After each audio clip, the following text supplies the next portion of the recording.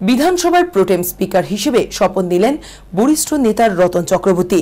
বুধবার রাজভবনের দরবার হলে ওনাকে শপথ বাক্য পাঠ করান রাজ্যপাল তথাগত রায়। উপস্থিত ছিলেন মুখ্যমন্ত্রী সহ মন্ত্রিসভার অন্যান্য সদস্যরা।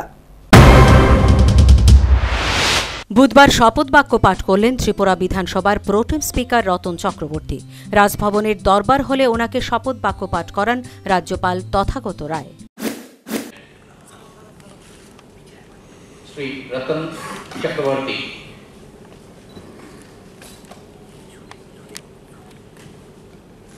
আমি শ্রী রতন চক্রবর্তী ত্রিপুরা বিধানসভার সদস্য নির্বাচিত হইয়া ভগবানের নামে শপথ করিতেছি যে আমি আইনত প্রতিষ্ঠিত ভারতীয় সংবিধানের প্রতি স্থির আনুগত্য ও বিশ্বাস রাখি, ভারতের সার্বভৌমত্ব ও সংহতি এবং বিশ্বস্ততার সহিত আমার কর্তব্য পালন।